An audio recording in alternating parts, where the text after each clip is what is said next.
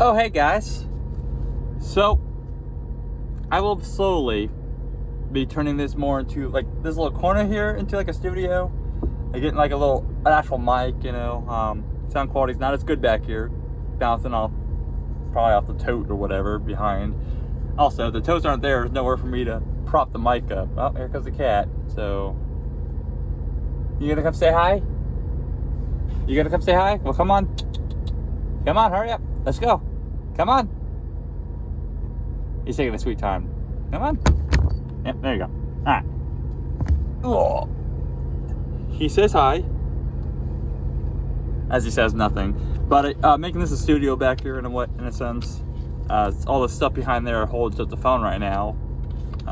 Pretty much going home whenever the hell I actually swing through the house at this point. But we just did the first full week in the new truck. And bit of a mixed bag, but nothing the truck did. It's just due to like the first load being heavy with wind, going all pretty much non-stop rolling hills. It got like I never saw over 6.8, and I got bounced between 6.4 and 6.8. So bit of a bummer. The rest of the loads were light. Problem is, I was stuck in the Northeast. I'm on the East Coast. But we can get into it, okay? So, I pretty much took my sweet ass time Friday moving to this truck. It took 5 fucking hours. Part of that was also, the truck was an hour away. So I had to park the truck somewhere, get an Uber. I had an Uber for an hour. That was interesting. Because it was in a place called Brashear. Like the truck was, my load went to Dallas last week, right? And the truck was in Brashear, which is Sulphur Springs, pretty much, like 4 X's away, 4 miles, something like that. And I had to get over there, and turn around and come back. Which also, I didn't come, like we took 675 into 30 on the way way east. But on the way east, I saw a shit ton of congestion and backup traffic on the west. I was like, I'm not coming this way. So I ended up adding on about another 15 minutes of driving. It was bobtail, I didn't care. And I dropped down south on 220 and came in that way. But it didn't really hurt. It's just between that and then like 4 hours of moving things in and out of the truck. Like reason why it took so long, it was like 4.5, 5 hours, somewhere in that range. It's because I would take one of the totes, grab I start with the clothes, for example, put all the clothes in there, take it in the truck, unpack it. I wanted to make sure I didn't forget anything, because the last time, as also how I found some things, I found $700 of equipment I thought that was lost in the move of a truck. Because originally we were in a hurry. This is when the girlfriend was in the truck. We were in a hurry. We just got towed in Boise, 4 miles away, to Boise. Well, middle of Boise, towed the 4 miles to where we had a spare truck, or a couple spare trucks. And I was told to pick one. I was under a load though too. That was a little bit of time crunch. So everything did get packed up. It just, she wasn't paying attention where she put things, and I looked where she told me she put them, and then it was never there. So it was like, it was all the way in the bottom of the tote, like all the way in the bottom, all the way in the bottom. And what it was, my headset, my GoPro. Yeah, in case you wonder where the GoPro happened. Well, it was a mixed bag. Part of that was the girlfriend's in the truck, but also, yeah, it was missing too. Hard to do shit if it's missing. But I did that. Part of it took so long. And then it was also, I was starting to get hot and tired. So I wasn't helping either. Even though it was only like 70 degrees in Texas, not Dallas. I was getting physical exercise. And then also, in case you're wondering, moving a mattress from the bottom bunk to the bottom bunk is a completely different animal than moving a mattress from the bottom bunk. And by the way, when I mean bottom bunk, I mean bottom bunk from another truck to bottom bunk of another truck. I moved the mattress out of the other truck, the blue truck, by myself. No help. That's a 70-pound mattress. Oh, wait. Yeah, think a 70-pound mattress. Okay? Easy peasy. Like, I literally just moved it over myself. My voice tries to get out. The issue was when I want to sit on top, obviously, just because I didn't want to constantly put the table up and down. I could get the mattress about a third of the way up there, but I didn't have the strength, the arm strength, to fucking manhandle 14 inches of fucking foam that has weight to it too, and bend it around a corner, because there's 2 cabinets on each side, and they have about that much fucking clearance. So I had to like push and push down at the same time in the middle of the mattress, and I couldn't do that by myself. So another driver's there at the dealership. Oh, that's where the truck was. I was dropping off for service, right? Another driver's at the dealership. Went over. I was like, "Hey, you want to make $5 for like 2 minutes?" And I was telling him, he's like, "Okay, let's do it." You know, he was bored too. What else are you gonna do? Pretty much what he didn't even think about it. He was bored. And yeah, it was literally like 2 minutes. I got a top because I'm skinnier and I kind of knew what I wanted to do, and I just told him to push it when, I told him to. Because now it's up there, it's probably going to stay up there. Honestly, if it had to come down, probably had to cut it in half to get it down. Actually, nah. For some reason, it's always easy to get things out than it is to put it back together. Like, it's easier to break things than it is to put it back together. Or, it's always that rule. It's hard to put it together, and it's so easy to make it undone, right? Alright, but anyways.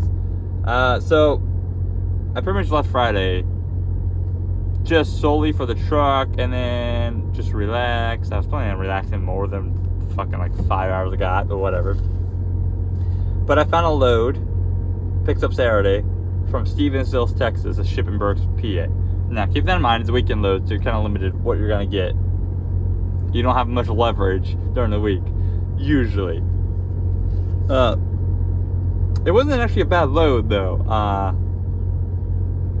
My cut, that is. So it was, Stevensville, Texas, Shippensburg, PA. Okay, just literally fucking like 30 miles north of Hagerstown. Load paid $31.42. Such an odd fucking number. I tried getting 33, but most you would give me was $31.42, and that's like a number you can tell they read off a computer. Weird ass fucking number. So my cut was $27.64. Like I said, limitations, especially on weekend loads. My deadhead was 98 miles. There wasn't much for that weekend.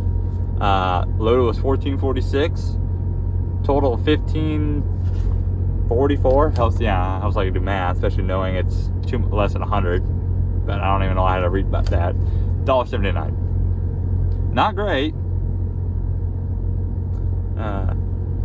It was at least $2 a mile for all miles if I got all this, right? Like they take 12%. So my general rule when I book a freight is, and I always try. Granted, it's much harder, but if you pay attention to numbers, I generally am really close to $2 a mile gross. Some exceptions. Sometimes I just say fuck it. I just need to move from here to there, and I don't care what it costs.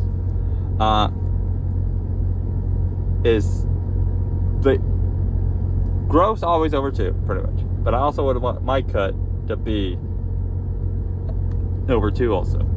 2, I try to keep my floor. Yeah, that's cheap, whatever. I mean, but right now the average reefer rate is 221. Like, and that's with the short hauls included. So really, your 2 is a good floor. Like if that's I want to be standard right now, that's a good fucking floor.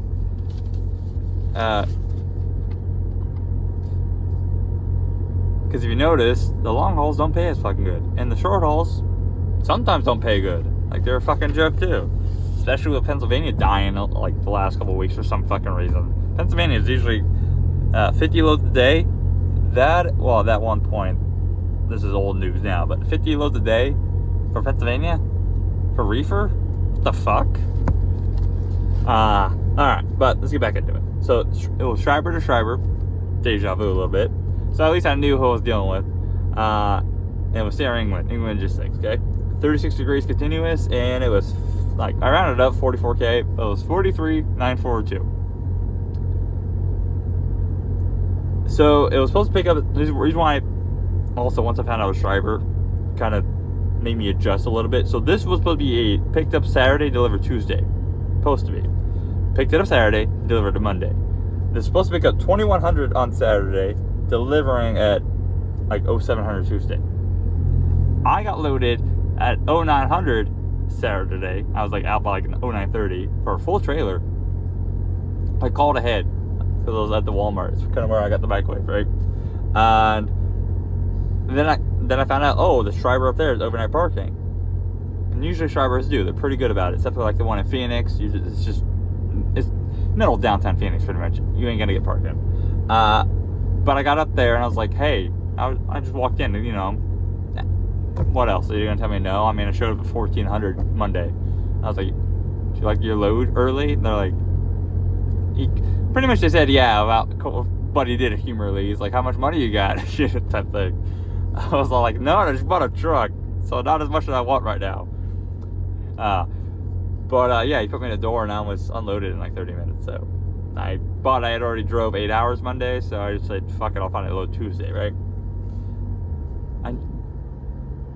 I'm trying to be a little bit more picky with loads, and that kind of bit me in the ass Tuesday.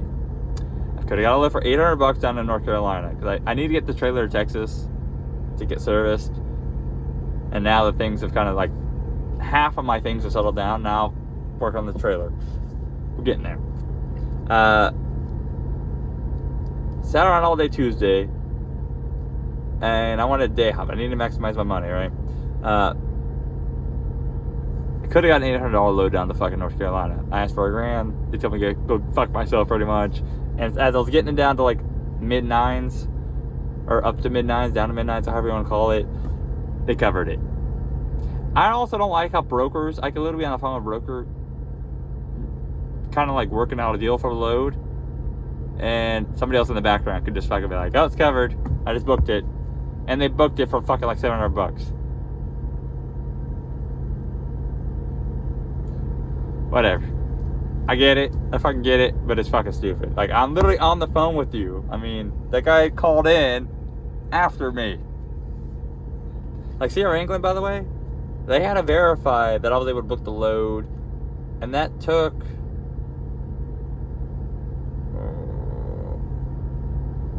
Wait, was it that one? I think it was that one. But it took like 3 hours because they're having a hard time getting hold of the person in need. I don't remember who it was, but the guy told me on the phone, don't worry, I've marked this as it's your load. Like, I've signed myself to it. You're not going to lose the load. Because it's like, technically, until the Raycon's signed, technically you don't have a contract. Like, they don't owe you anything. It's just good business if you make a deal on the phone to hold yourself to it. Or somebody's in the process of making a deal with you on the phone. You don't fucking just like, somebody called in 2 seconds later and like, oh, he's going to book it for $100 less. I mean, let's be honest, I probably would do the same thing. Nah. But it is what it is. It's fucking shitty ass market out here right now. But I found a load. Now we're 13 minutes into me rambling. But from Jessup, Maryland, which, this is also the day the fucking bridge came down. So, fuck me, I guess. Luckily, it was the west side of Maryland, but it picked up at fucking 1830. I got into Maryland at fucking 1700. Not the time you want to be in fucking Baltimore or anywhere near Baltimore. But anyways, I was going to Ruther's Glen, same day delivery. Delivered deadhead 109 miles, loaded 110, total new 219. Okay, load pay $600. My cut was $528 for $241 a mile. It was Del Monte, which that is a tight fucking Del Monte, by the way. Tight. What the fuck, man? That building needs to be fucking off limits to sleepers. And it's going to Trader Joe's, which for a brand new building, less than 2 years old, who the fuck designed that? And the broker was Suntech. 34 degrees continuous, and I love the rest of my loads like the week. Not necessarily always the money, because I never saw over 20,000 pounds. Here we go, 10K. It was like 7 pallets. Also my cheapest lumper. $2 a pallet, 14 bucks. Gotta love it. If all brokers did it that way, I don't think anybody, or not brokers, lumpers, I don't think anybody could complain about lumper prices. I've had a lumper price of 700 bucks. I've had very commonly $400 to $500 ones. So like 14 bucks, $2 a pallet, even if they gotta restack it, so make it $5 a pallet then at that point, I don't think anybody would complain. It's when all of a sudden it's like, oh, my favorite is when they break a pallet and they charge you for it. It's like, well, my trailer didn't have any fucking broken pallets in it beforehand, and when I went in there to load lock it, there was no fucking pieces of wood in like between the pallets and the door. So, you know, I may not be a genius, but that clearly means you fucking ripped it off of your must go fast type, you know, shit you do. Anyways. Alright, so now I'm in Ruth's Glen, Virginia. Remember, I sat around all day, fucking Tuesday for that. I mean, it's actually not a bad load. Not a bad load. But, trying to be picky, problem is, though, the East Coast kind of died. You know, I mean, East Coast, Northeast is not good anyways, but it was, the last 2 weeks have been, found in Stevensburg, Virginia, going to Lithia Springs, Georgia. I'm trying to day hop myself down to Texas. I'm trying to make myself more efficient,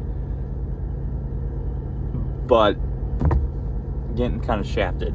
I think I'm gonna blame it on Easter, because that's kind of going into Easter, and things are generally slow either the week before or the week after holidays. And you do want to think Easter does things, but yeah. Load paid $1,200. My cut was $10.56. Deadhead was $42. Actually, for my deadhead normally, pretty good. Load was $570 for a total of $612. $1.72. Not so good, but it makes up for it for being a light load. It's because it's Gotham Greens going to home shift, Berkeley, Scotland, 34 degrees, 16K.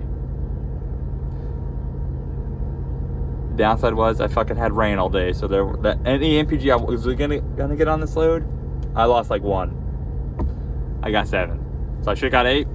Get 7. I mean, actually, I don't even know if this truck will ever see 8. Haven't seen it yet. I've seen 7.4 though. I think when I fixed a couple of problems, some of that shit will go away. Gotham Greens though, first come first serve. I don't think they move a lot of freight. I showed up and I was on the door right away, and I was out the door within 40 minutes for our next morning delivery, which home chef is tight. But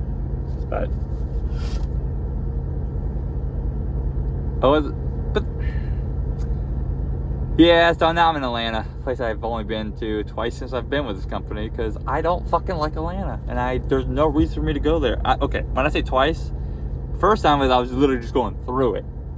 I loaded south of Atlanta, but like an hour and a half, and I had to go through the fucker to get up to Michigan. Yeah, fuck Atlanta.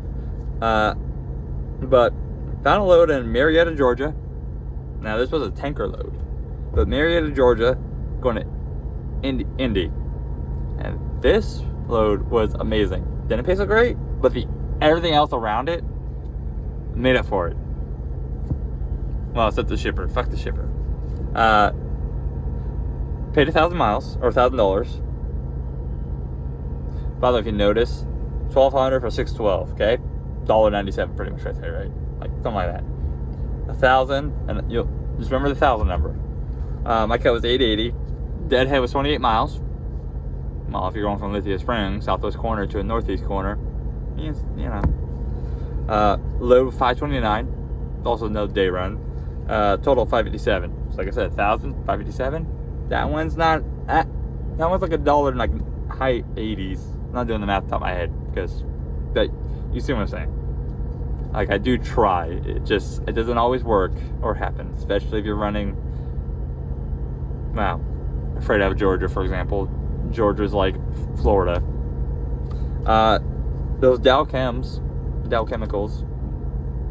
I've been fully endorsed since I've had my CDL. Just never really done anything with it. I was going to Agri Store though, in northwest corner of Indy. Broker was RXO, 15,000 pounds. This is the highest reefer load, the warmest I've ever had. 80 degrees, start, stop. And the reason why I said this load, the rate, $1.57. Not great. But I did get like 7 mpg all the way up, 7.2. So, the reason why,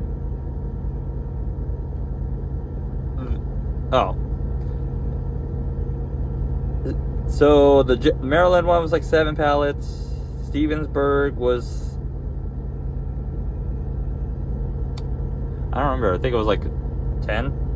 And the Dalchem, the Marietta one, that was 7 totes, so the big square totes of chemicals. So heavy fucker for only 7 totes. Okay, so the reason why the Indy load is great, okay? So I looked it up on Google, right? Let's actually go back a little bit. So when I pull up in Shipper, there's a whole bunch of rules, right? You're going through the chemical plant, makes sense. But one of the ones is they ask you if you have a pet. Well, I was like, I said no, but in my head I was like, no, definitely like, no. Reason why, and when I was reading on reviews, is if you say you have a pet, you have to leave and take that pet to a daycare for it to get loaded. Fuck that. It's a cat. I shove him on top bunk and he stayed up there. Nobody knows he's in there. Stupid fucking rule. But now the receiving end's ready to get great. So I looked up the receiving end and I was like, so this is gonna deliver Friday. They're a small place. They looked at like 2 to 4 docks. Couldn't quite tell because of the angle of the building. So I called him up and I was like, hey, I'm gonna be getting into Indy around 9:30 or 8:45 to 9, right? That's like around 9. Is it possible I get to sleep in a dock? And the guy's like, yeah, of course. I was like, okay, is there a specific one you want me to sit in? He's like, just pick any of them. We only got 3. I was like, okay. Well, I get up to Nashville, okay? Fucking 2 hours for 45 minutes. Or 2 miles for 45 minutes, I mean. Awful. Stupid. Because I had to go up on 65, but 155 was easy. 65, getting on 65, immediate standstill. Somebody rear-ended somebody else, and it was a pretty good one. You took a hatchback and made it a square ass. There was no round bubble butt anymore. It was flat. It was typical white bitch booty. That was gonna get me in trouble. Whatever. It's true. But so I stop at a rest stop right before Louisville, and he calls me. The guy calls me from the receiver, and he's like, "You still gonna get here around 9:30, 10, or can you be here by 9:30? No later than 10?" I was like, "Yeah, I'm currently projecting 9:30." And he's like, "All right, well, I got a few errands to do. Would you like to get unloaded tonight?" Because originally, when I called earlier, if I could ask if I could stay there, he asked me when I want to get unloaded, and I said 7 a.m. He's like, "Works for me." Because I tried to say when he wanted to unload me, but he's only coming in. They were only coming in to unload me. Like, I was the only truck, so he would literally, like, I guess I didn't find out, but I guess what it was, they don't work Friday, so he would literally only be coming in and then leaves an hour to the town to come unload me and then go home. So it happened to just line up perfectly where he needed to get new tires. So the guy who does his tires, I guess, works a job and is just like a side gig that he does. So he had to wait for his guy to get off his main job to go get tires for it. And that's when he called me saying if I want to get unloaded tonight, kill 2 birds with 1 stone. And I was like, fuck it, let's do it. Great guy. That right there makes up for the shitty rate. I'd do it again. I would. Sounds stupid, but I would. It was light load, great MPG on it. I mean,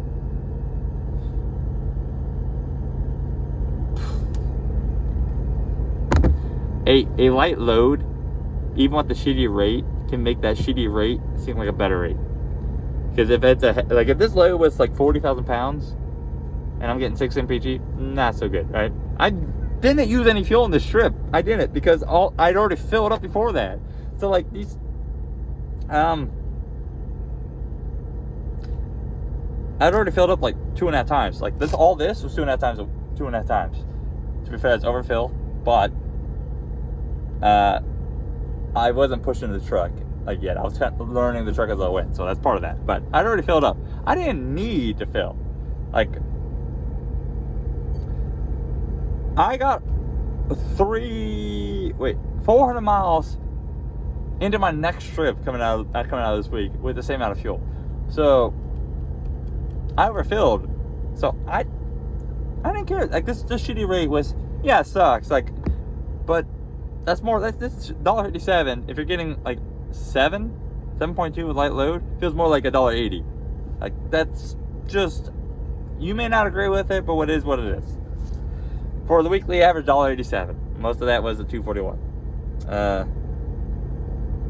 59.42 gross. My cut was 52.28. Part of the issue is the fucking just. I'll be going back out to my region here soonish, probably the next couple weeks. Just got to get the trailer taken care of. The truck needs a couple things, like a DOT inspection on it. I'm gonna get I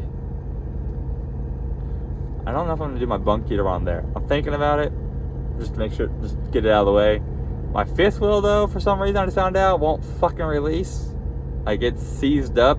I'm thinking it just needs greased, but I can't do that myself. So, and the guy has to go do work on the trailer anyway, so whatever. Yeah.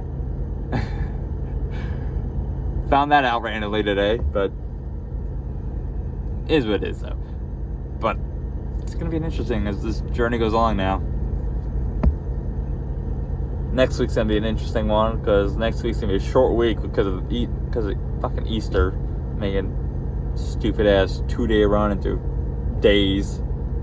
And then with the truck needing to be serviced, with truck and trailer, I don't know how long that's going to take. Hoping. I'm fucking hoping it's just a couple hours. But we're going to find out.